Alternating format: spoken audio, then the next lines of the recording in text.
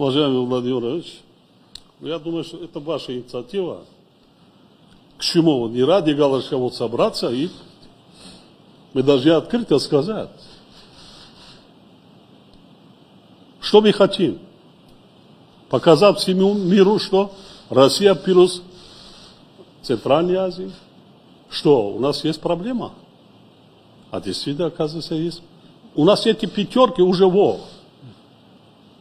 одни разговоры, одни информации, получение информации, выкачивание информации, показуха, никакого эффекта. Америка плюс Центральная Азия, Южная Корея плюс Центральная Азия, Япония плюс Центральная Азия. Скоро, наверное, Пакистан тоже Центральная Азия, Индия Центральная Азия. Кто остался еще? Япония. А? Что нам не хватает? Что-то не хватает. Что-то здесь мы не срабатываем. Как это было, главная причина развала Советского Союза. Я думаю, что вы не обижаетесь. Мы были свидетелями с вами. Я был свидетелем, как развалился. Я участвовал в этом зале съездов, как развалился Советский Союз. Тогда, вы меня извините, как и сейчас, не было внимания малым республикам, малым народам. Внимания не было. Не учитывались традиции, обычаи, все остальное. Не оказали помощь, поддержку, развитие. Ведь сейчас люди куда идут? Вы вчера назвали 2 миллиона. Это не... Я хотел, сегодня хочу сказать, не 2 миллиона. Это 2 больше миллиона наших граждан, которые вылетают в Россию не только на заработку. Заработка не больше 600 тысяч. Через вас вылетают другие страны. И вот посмотрим, в следующем году уменьшится на 50%. Потому что дорога закрыта. Вылетать не могут. И потом обучаются, лечатся. Но традиционно притягивают, они же жили в одной стране, они идут куда? Ни в Иран, ни в Пакистан, ни в Саудовской Аравии, там на еще делать и нас никто не ждет. Идут в Россию. 30 лет я свидетель. Вот зампремьер сидит, пускай не обижается. Я же говорю, я не это самое. С неба не провалился, я свидетель. Проводим бизнес-форумы. Где? Мои коллеги не обижаются. В Астане, Ташкенте, как это было при бывшем Советском Союзе. Киеве, Беларуси, Минск. Минск, Киев, Алмата, Ташкент. Остальные республики как были, это самые. Давай молоко, давай хлопок, давай это, давай это, да это. Никакой инфраструктуры нет. Таджикистан был разделен на 3 части. Полгода север не мог дорогу посещать, Бадахшан полгода там закрыт. Дорогу не было.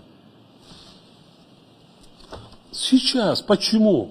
На какой-то несчастный бизнес-форум в Таджикистане мы умоляем, я дал поручение министра иностранных дел, выходи.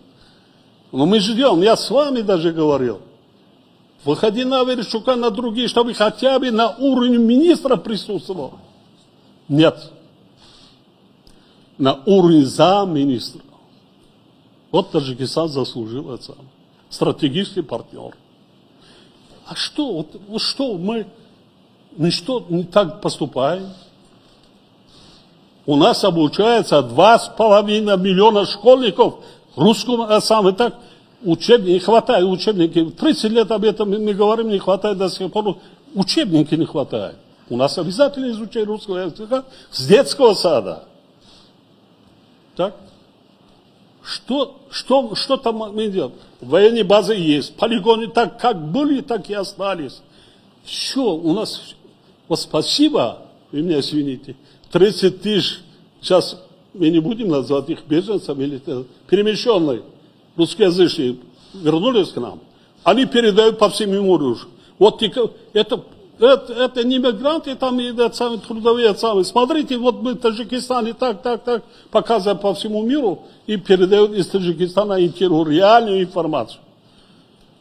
Ну, из нас сделали так, что мы страны, которые, не знаю, да, мы малый народ.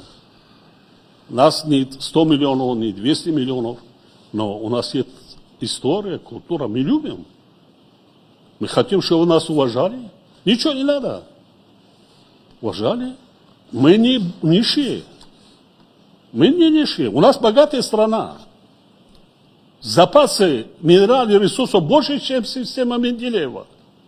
Я свидетель, все бизнесмены из России только сливки.